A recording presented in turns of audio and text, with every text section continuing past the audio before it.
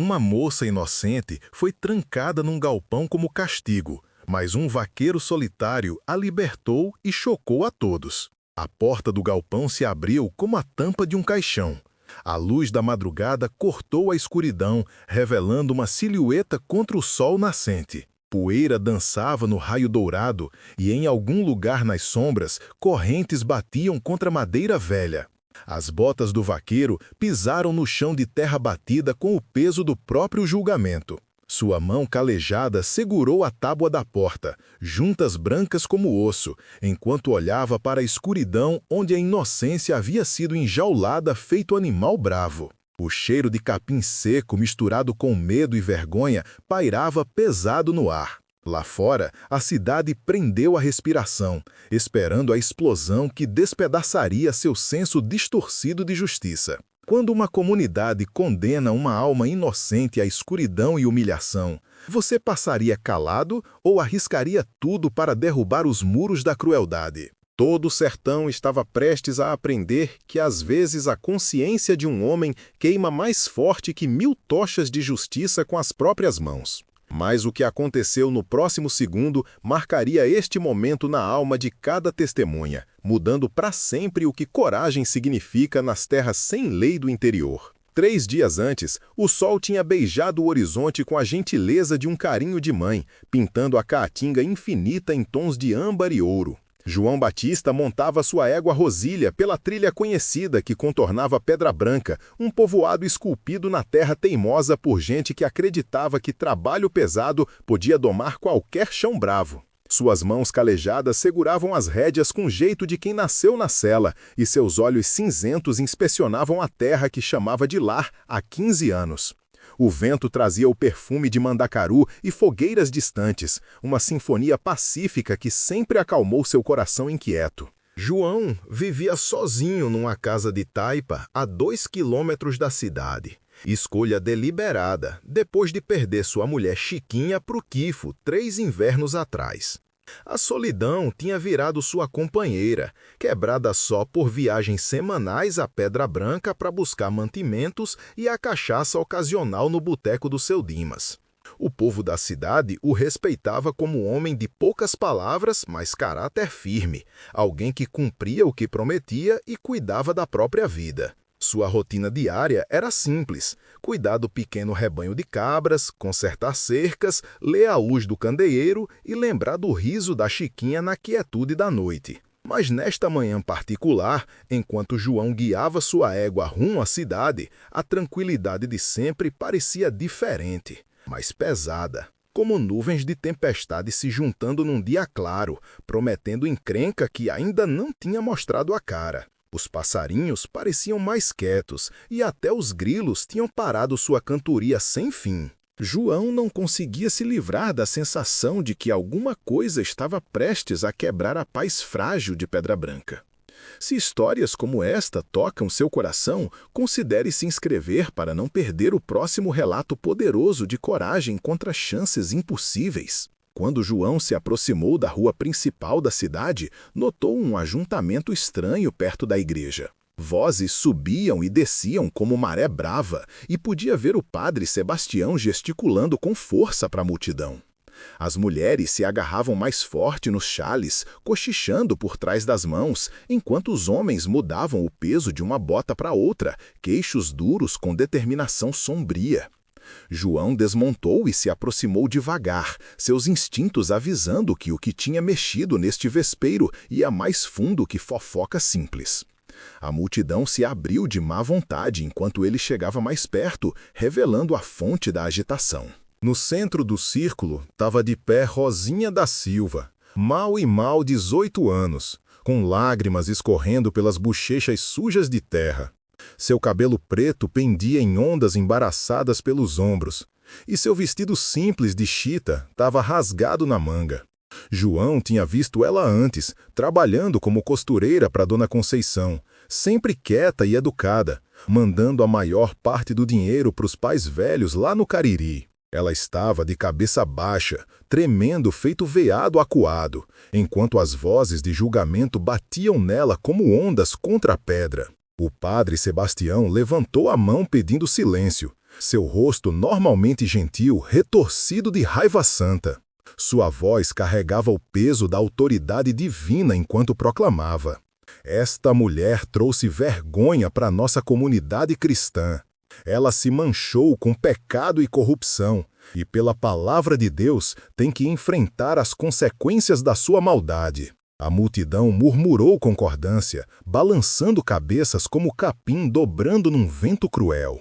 Mas João tinha visto o rosto da Rosinha, tinha captado o lampejo de terror puro e confusão nos seus olhos escuros. Esta não era a expressão de uma mulher pega em pecado, mas de uma alma inocente presa num pesadelo além do seu entendimento. Alguma coisa fria se assentou no seu peito, enquanto Dona Conceição se adiantou, sua voz afiada como caco de vidro. Foi achada na companhia daquele cangaceiro do Zé Pequeno, numa posição comprometedora. A prova da vergonha dela tá clara para qualquer um que tenha olhos para ver. A voz da Rosinha se ergueu como grito de pássaro ferido, desesperada e implorando. "Eu estava colhendo ervas para o remédio da minha mãe. Ele me atacou, tentou, mas eu me defendi. Juro pela cova da minha mãe, sou inocente de qualquer coisa errada." Mas suas palavras pareciam cair em ouvidos surdos pelo preconceito e medo. O julgamento da multidão já tinha sido passado, rápido e sem piedade como tempestade de inverno. João sentiu alguma coisa se mexer no peito. Uma dor familiar que lembrou de cada injustiça que tinha presenciado, mas teve medo demais de enfrentar. A multidão se preparava para arrastar Rosinha para o velho galpão na beirada da cidade, o lugar onde a comunidade guardava milho e às vezes prendia prisioneiros difíceis. O padre Sebastião declarou que 3 dias de isolamento e oração limpariam sua alma ou revelariam sua verdadeira corrupção para os olhos de Deus. Mas João Batista tinha visto espíritos quebrados suficientes na vida para reconhecer inocência quando ela estava tremendo na sua frente. Sua decisão se formou como ferro esfriando na forja do ferreiro, dura e inquebrantável. Sua consciência não ia deixar ele ver essa safadeza se desenrolar sem ação. Rosinha da Silva estava prestes a desaparecer na escuridão da justiça popular, mas seu calvário logo revelaria algo muito mais perigoso que a compaixão de um homem. Enquanto a multidão começou a se mover para o galpão, João seguiu de longe, sua mente correndo através de possibilidades e consequências. A estrutura se erguia diante deles como monumento à crueldade, suas tábuas velhas, cinzentas como lápides na luz da manhã. Cadeados pesados de ferro seguravam as portas, e as janelas tinham sido tapadas com tábuas para impedir fuga ou comunicação com o mundo lá fora. Isso não era prisão, era enterro vivo. Os homens da cidade trabalharam com eficiência sombria, ajustando as correntes de ferro na porta e checando as fechaduras 2 vezes. Rosinha foi empurrada para dentro sem cerimônia, seus gritos finais de súplica cortados pelo baque da madeira pesada. O padre Sebastião ofereceu uma oração breve pedindo que o julgamento de Deus caísse sobre a pecadora, enquanto as mulheres cochichavam entre si sobre os salários do pecado e corrupção moral. João observou da sombra da venda do seu Antônio enquanto a multidão gradualmente se dispersou, satisfeita que a justiça tinha sido servida. Mas o nó frio no seu estômago só ficou mais apertado enquanto pensava na moça presa naquela prisão sem ar, culpada de nada mais que estar no lugar errado na hora errada. O sol da tarde batia sem piedade, e João sabia que de noite o galpão viraria um forno de calor e desespero. Se sua cidade inteira tivesse se virado contra uma alma inocente, você arriscaria tudo para ficar sozinho contra o julgamento deles? Ou o medo te manteria calado enquanto a crueldade se disfarçava de justiça? Naquela noite, João se sentou na sua casa, incapaz de comer ou achar paz na sua rotina noturna de sempre. A fotografia da Chiquinha na prateleira parecia olhar para ele com reprovação gentil, lembrando dos votos que tinham feito juntos de sempre defender o que era certo, não importa o custo. Pela janela, podia ver o contorno distante da cidade, e em algum lugar naquela escuridão, Rosinha da Silva passava sua primeira noite em cativeiro, provavelmente se perguntando se alguém no mundo ainda acreditava na sua inocência. As horas se arrastaram feito bichos feridos. João andou pela sua casinha, lutou com sua consciência e finalmente tomou uma decisão que ecoaria pelo resto da sua vida. Logo antes do amanhecer, selou sua égua e cavalgou rumo à cidade, seu coração martelando contra as costelas, feito pássaro enjaulado, desesperado por liberdade. O mundo ainda estava cinzento com sombras do pré-amanhecer quando se aproximou do galpão, se movendo feito fantasma pelo povoado adormecido. O galpão se sentava em silêncio pesado, cercado pela respiração sussurrada de uma cidade perdida em sonhos. João desmontou e se aproximou das portas enormes, suas botas esmagando o capim molhado de orvalho sob cada passo cuidadoso. As correntes de ferro brilhavam sem brilho na luz das estrelas sumindo, frias e inflexíveis como os corações daqueles que as tinham posto ali. De dentro veio o som mais fraco, a voz de uma mulher, suave e quebrada, rezando em português para um Deus que parecia até abandonado na escuridão. João examinou as fechaduras com o olho de um homem que tinha trabalhado com ferro e madeira a vida inteira. As correntes eram pesadas, mas os parafusos que as seguravam tinham sido instalados com pressa, mais para mostrar do que para segurança. Suas luvas de couro abafaram o som enquanto trabalhou o primeiro parafuso solto, depois o segundo, seus movimentos precisos e silenciosos como neve caindo. As correntes tiniram suave ao cair da porta, e João sentiu o peito apertar com o peso do que estava prestes a soltar sobre seu mundo quieto. A porta se abriu com um gemido que pareceu partir o ar matinal feito trovão. Rosinha apareceu na abertura, apertando os olhos contra a luz pálida, seu rosto riscado de lágrimas e poeira, mas seus olhos escuros queimando com uma dignidade que o aprisionamento não podia quebrar. Ela olhou para João como se ele fosse um anjo descido do céu, e por um momento nenhum dos dois falou, a magnitude do momento se assentando entre eles feito desafio ao próprio destino. Seu João, sussurrou, sua voz rouca de chorar e sede. Por que se arrisca por mim? Eles vão destruir o senhor por essa bondade. João olhou nos seus olhos e viu a verdade que a cidade tinha estado cega demais para reconhecer. Inocência pura como neve da serra, coragem que tinha sobrevivido uma noite de inferno, e um espírito que preferiria morrer a se render à injustiça. Sua voz saiu mais áspera do que pretendia, pesada com anos de silêncio e arrependimento. Porque, às vezes, um homem tem que escolher entre estar seguro e estar certo, menina Rosinha. E eu estive seguro tempo demais. Ofereceu a mão, e ela pegou feito mulher se afogando, agarrando uma corda. Seus dedos tremendo, mas o aperto forte como aço. Mas enquanto saíam para a luz crescente do amanhecer, João percebeu que libertar Rosinha era só o começo dos seus problemas. A cidade acordaria logo, e quando descobrissem o galpão vazio e as correntes quebradas, sua fúria cairia sobre ele feito lobo sobre um boi ferido. Seu ato de misericórdia acabava de declarar guerra a tudo que Pedra Branca dizia acreditar sobre justiça e ordem. Se você estivesse sozinho contra a fúria de uma turba, a rendição pareceria mais segura que a luta que a honra exige. O som de cascos se aproximando despedaçou a quietude matinal feito tiros numa catedral. João se virou para ver o delegado-coronel cavalgando duro da cidade, seu rosto posto com a determinação sombria de um homem que tinha sido acordado por vozes furiosas e demandas de ação imediata. Atrás dele cavalgavam Padre Sebastião e 3 outros homens, os cascos dos seus cavalos batendo na terra feito tambores de julgamento. Rosinha ofegou e se chegou mais perto do João, seu corpinho tremendo contra sua presença sólida. O delegado-coronel freou seu cavalo numa parada derrapante, poeira rodopiando ao redor deles feito fumaça de campo de batalha. Sua mão calejada descansou no cabo da pistola, enquanto seus olhos azuis desbotados tomaram a cena. A porta aberta do galpão, as correntes caídas e João parado protetor ao lado da mulher que a cidade tinha condenado.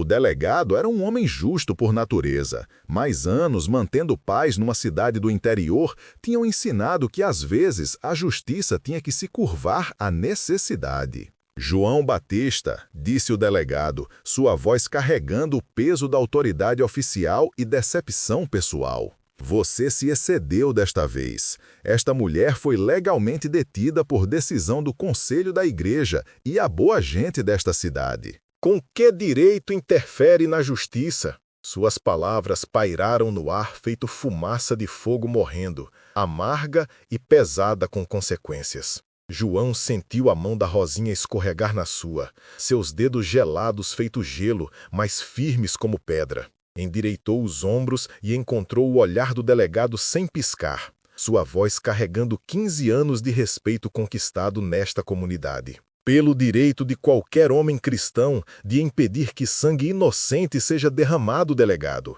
Esta menina não é culpada de nada mais que ser pobre e indefesa numa cidade que esqueceu a diferença entre justiça e vingança. O padre Sebastião esporou seu cavalo para frente, seus traços normalmente gentis retorcidos com indignação santa. O sol matinal pegou a cruz de prata no seu peito, mandando raios de luz dançando pelo chão empoeirado feito fragmentos de promessas quebradas. João, seu tolo, você foi enfeitiçado pelos jeitos estranhos e natureza pecaminosa desta mulher. Foi achada em corrupção com aquele cangaceiro Zé Pequeno, e a prova da sua vergonha logo vai ser visível para todos os olhos. Você arrisca sua alma e sua posição nesta comunidade pelas mentiras de uma perdida. Mas Rosinha se adiantou então, seu queixinho erguido com orgulho que o aprisionamento não podia quebrar, sua voz carregando o anel da verdade absoluta. Padre Sebastião, o senhor fala de prova, mas nunca pediu para ouvir minha voz. Aquele homem, Zé Pequeno, me atacou enquanto eu colhia ervas medicinais para minha mãe doente. Eu o repeli com uma pedra e corri, mas não antes dele rasgar meu vestido e deixar roxos nos meus braços. Se vergonha foi trazida sobre alguém, foi trazida sobre mim, pela violência dele e a recusa de vocês de ouvir a verdade. João viu algo piscar nos olhos do delegado. Dúvida, talvez, ou o reconhecimento de que as palavras de uma menina assustada carregavam mais honestidade que as acusações de uma multidão. Mas o padre Sebastião parecia surdo a qualquer coisa que contradissesse seu julgamento predeterminado, seu rosto ficando vermelho com convicção teimosa. A tensão se esticou apertada, feito corda de arco, pronta para estalar, quando o som de muitos cavalos encheu o ar. Do sul veio uma nuvem de poeira que parecia engolir a luz matinal, e debaixo dela cavalgaram pelo menos 20 homens, seus cavalos espumando de suor e seus rostos sombrios como granito. Na cabeça deles cavalgava um homem que João reconheceu com um arrepio que correu direto para os ossos. O capitão Silva dos Fuzileiros da Paraíba, irmão mais velho da Rosinha, cuja reputação por justiça rápida tinha feito dele uma lenda dos dois lados da divisa. O suspiro de reconhecimento da Rosinha cortou o ar feito lâmina. "Antônio", sussurrou, sua voz misturando esperança e terror em medidas iguais. "Meu irmão veio."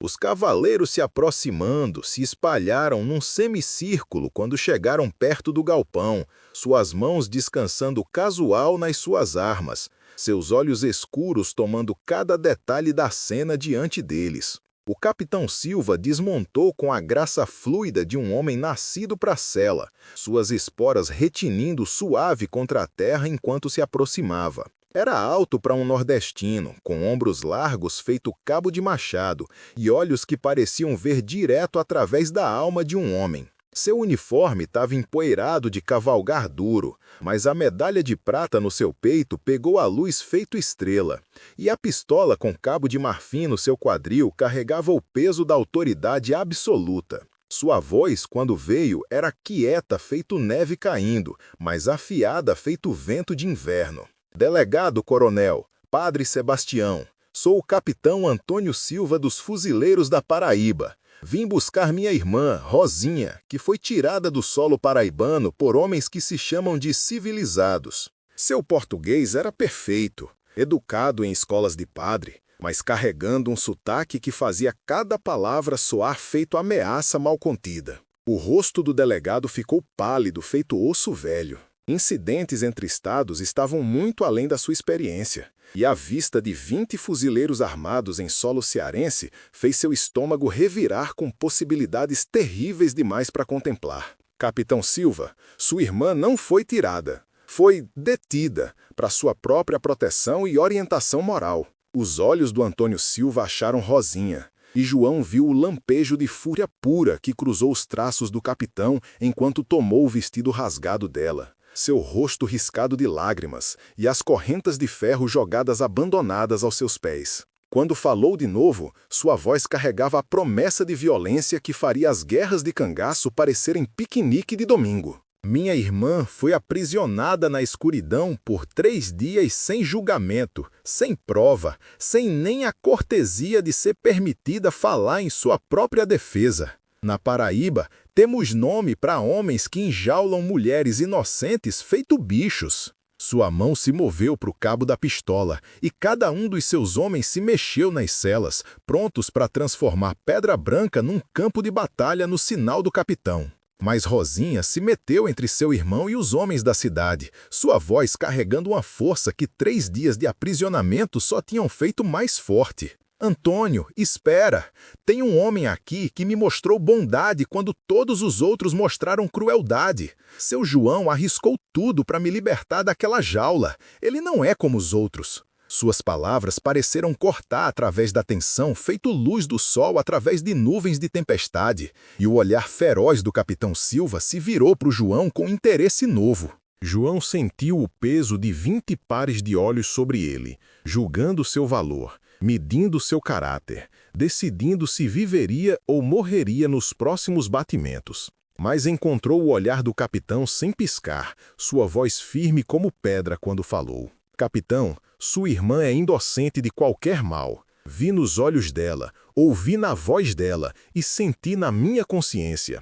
Nenhum homem cristão podia ficar parado e ver injustiça desfilar como justiça. E naquele momento de silêncio perfeito, com o sol matinal subindo mais alto e a poeira se assentando ao redor deles feito resíduo de sonhos quebrados, todos os presentes perceberam que este confronto decidiria muito mais que o destino de uma menina. Determinaria se coragem ou covardia definiria a alma de Pedra Branca para gerações vindouras. O capitão Silva estudou João por um longo momento, seus olhos escuros parecendo pesar a alma do vaqueiro contra algum padrão interno de honra e justiça. O silêncio se esticou feito corda puxada apertada, pronta para estalar em violência ou entendimento. Finalmente, os traços severos do capitão se suavizaram quase imperceptivelmente e inclinou a cabeça num gesto de respeito grudado. Seu João, disse, sua voz carregando a cortesia formal de um homem criado para honrar coragem onde quer que achasse.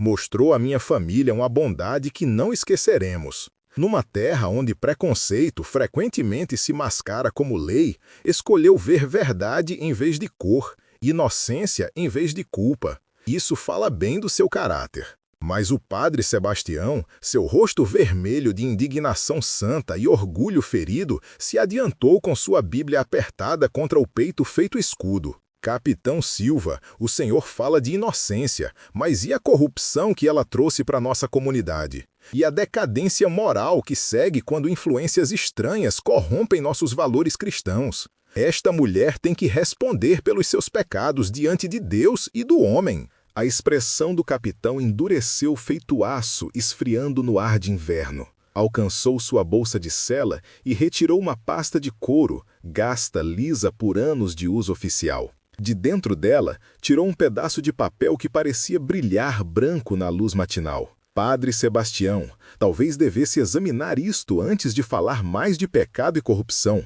Rosinha ofegou ao reconhecer o documento, e seus olhos se encheram de lágrimas, que pegaram a luz do sol feito diamantes. Antônio, você guardou, depois de todos estes anos?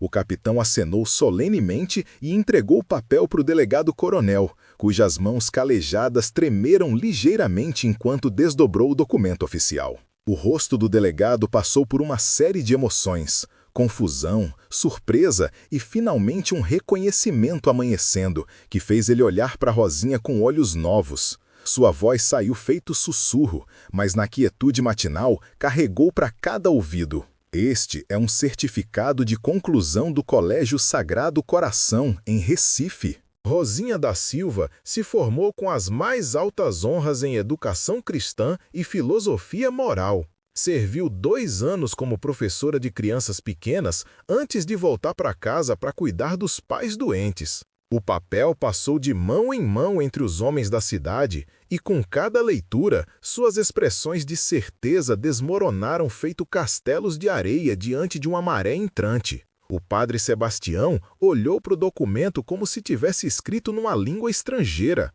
sua condenação confiante vacilando diante da contradição oficial. Mas o capitão Silva não tinha terminado. Alcançou sua pasta de novo e retirou um segundo documento, este carregando o selo oficial do governo da Paraíba. E isto, padre Sebastião, é o certificado de virtude da Rosinha das autoridades da igreja em João Pessoa. Fez um voto sagrado de pureza quando começou a ensinar, um voto que nunca foi quebrado, apesar das provações que a vida pôs diante dela. João sentiu a mão da Rosinha apertar a sua, e quando olhou para baixo para o seu rosto riscado de lágrimas, viu não vergonha ou medo, mas a dignidade quieta de uma mulher cuja verdade finalmente tinha sido permitida brilhar.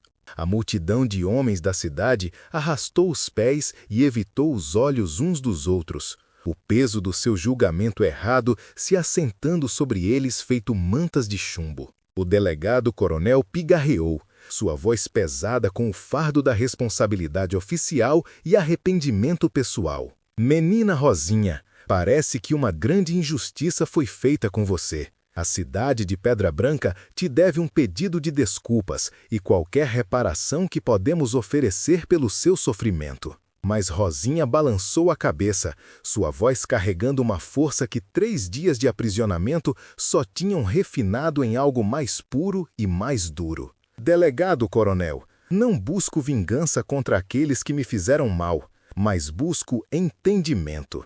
Por que foi tão fácil para os senhores acreditarem no pior de mim? Por que minha palavra não significou nada, enquanto as acusações de estranhos carregaram o peso da verdade absoluta? A pergunta pairou no ar, feito fumaça de fogo morrendo, amarga e impossível de ignorar. João viu homens adultos baixarem as cabeças em vergonha, mulheres agarrarem o xales mais apertado contra o frio do reconhecimento. A verdade feia estava escrita nos seus rostos. Preconceito tinha usado a máscara da justiça e medo tinha falado na voz da retidão. O padre Sebastião, seu rosto pálido feito neve de inverno, se adiantou com sua Bíblia ainda apertada nas mãos tremendo. Menina Rosinha, nós agimos com pressa e julgamento sem buscar a verdade completa. Permitimos que o medo nublasse nossa caridade cristã, e por isso peço seu perdão e a misericórdia de Deus sobre nossas almas.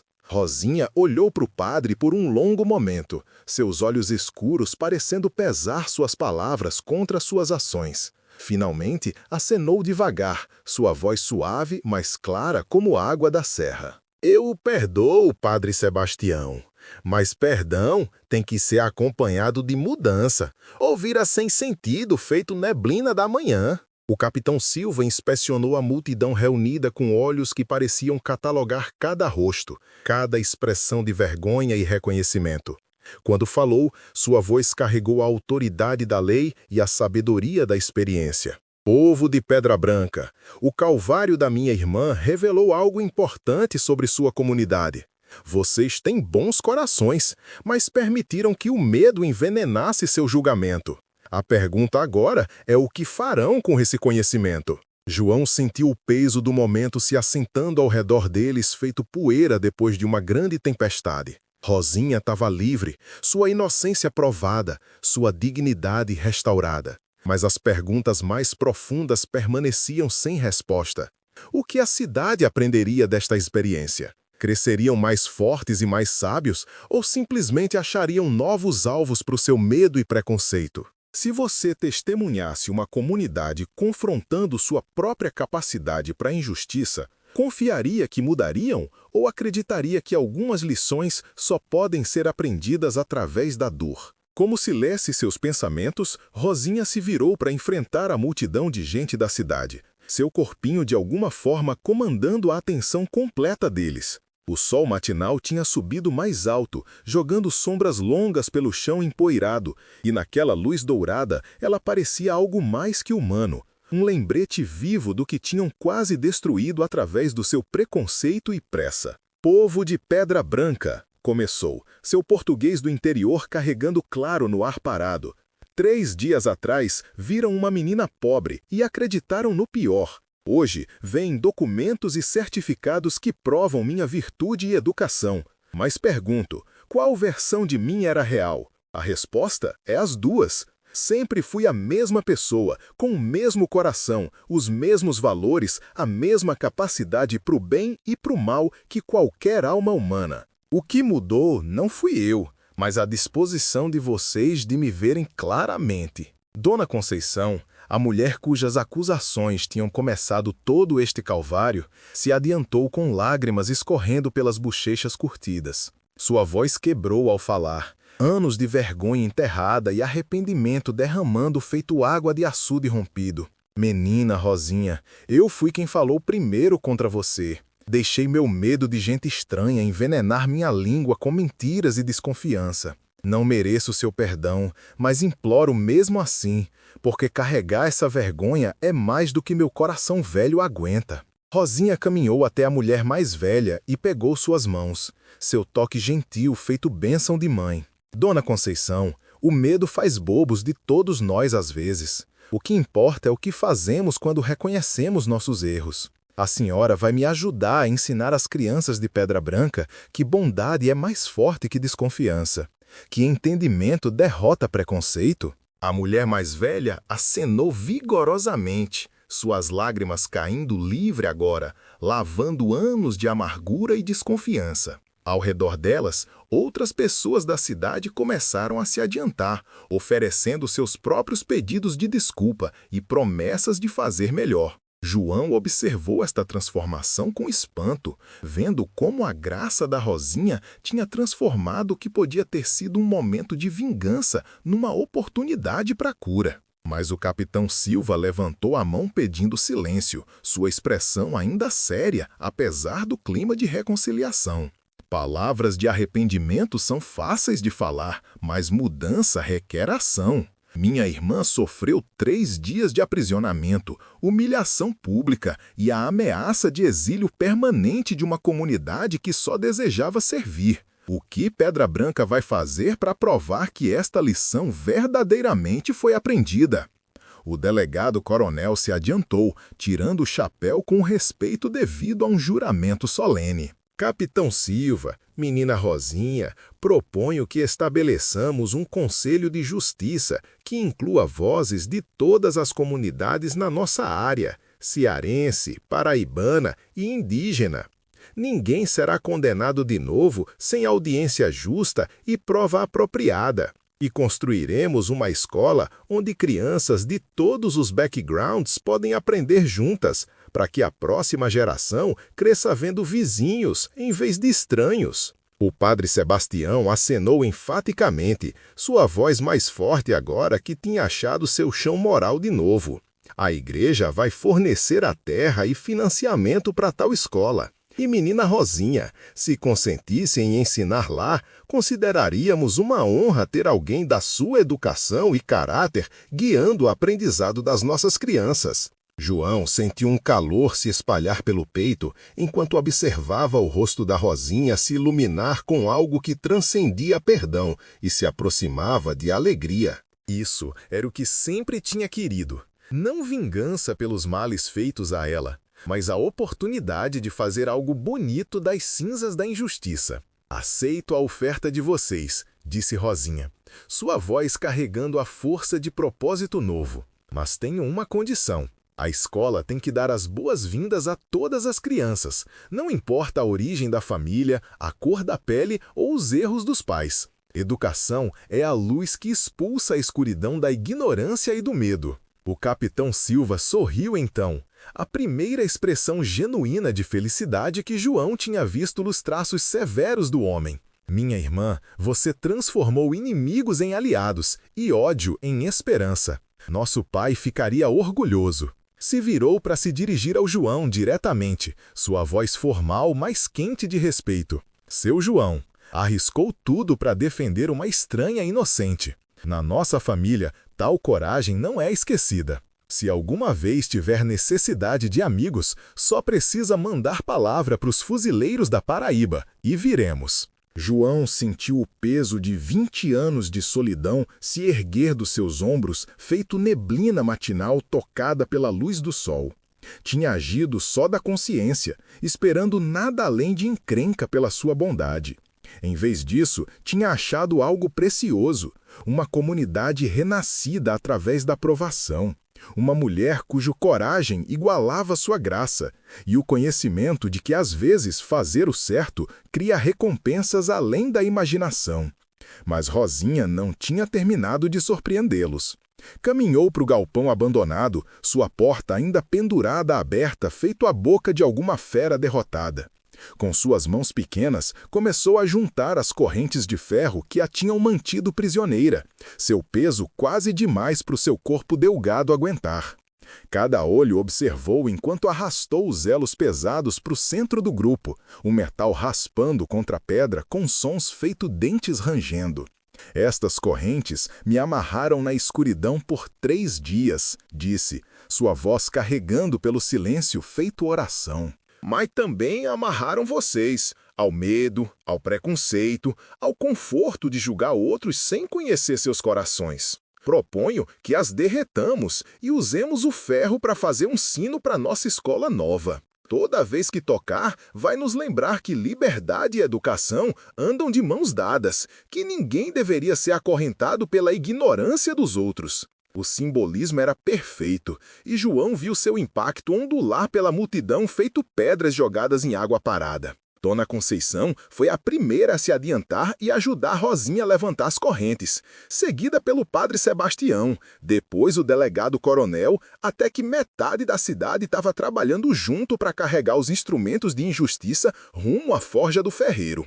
Enquanto a multidão começou a se dispersar, fazendo planos para a escola e discutindo as mudanças que queriam fazer, João se achou sozinho com Rosinha ao lado do galpão vazio. O sol matinal estava alcançando rumo ao meio-dia, pintando tudo em tons de ouro e promessa. Rosinha olhou para ele com olhos que continham profundidades que estava só começando a sondar. Seu João, disse suavemente, o Senhor salvou mais que minha vida quando abriu aquela porta. Salvou minha fé na bondade humana, minha crença de que coragem ainda existe neste mundo. Como posso alguma vez pagar tal presente? João olhou para esta mulher extraordinária que tinha transformado aprisionamento em triunfo, ódio em esperança, e sentiu algo se mexer no coração que não tinha experimentado desde a morte da Chiquinha. Não amor, não ainda, mas a possibilidade dele. O reconhecimento de que seu longo inverno de solidão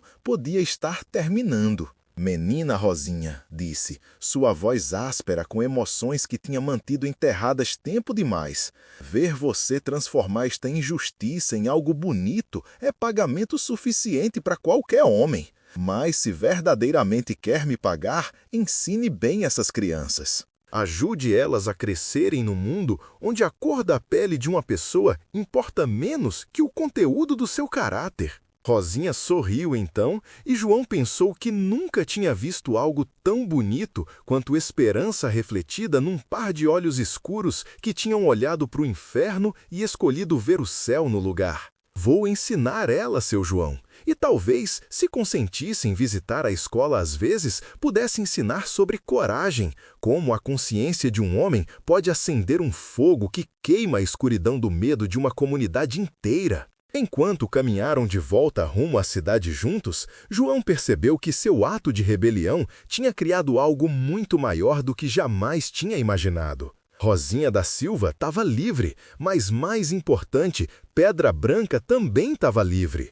livre das correntes do preconceito que tinham amarrado seu coração, livre para se tornar o tipo de comunidade onde justiça e misericórdia caminhavam de mãos dadas. O galpão vazio se erguia atrás deles, feito monumento ao que tinham superado, sua porta aberta emoldurando uma vista de céu infinito e possibilidades sem limites. E naquele céu, João pensou que podia ver o rosto da Chiquinha, sorrindo com aprovação pela escolha que tinha feito, a coragem que tinha achado e a esperança que tinha ajudado a criar. 6 meses depois, o som do sino da liberdade tocou por Pedra Branca pela primeira vez, chamando crianças de todo o background para aprender juntas numa escola construída das cinzas da injustiça. Rosinha da Silva estava parada na entrada, observando seus estudantes brincarem juntos sem ver diferenças na cor da pele ou origem da família. E às vezes, quando a luz da tarde se inclinava do jeito certo pelas janelas, ela via uma figura familiar a cavalo. João Batista passando com um sorriso que falava de amizade, respeito e talvez algo mais profundo crescendo no chão fértil de propósito compartilhado e admiração mútua. A cidade que uma vez tinha aprisionado uma menina inocente tinha aprendido que verdadeira justiça não pode ser acorrentada, que coragem é contagiosa e que às vezes basta uma pessoa disposta a ficar sozinha contra a multidão para mostrar a todos os outros a diferença entre certo e errado. Você teria arriscado tudo para libertar uma alma inocente da escuridão do aprisionamento injusto? Se inscreva para mais histórias poderosas de coragem conquistando o medo e clique no próximo vídeo para descobrir como o perdão de uma mulher transformou o entendimento de toda uma comunidade sobre o que verdadeiramente significa viver com honra.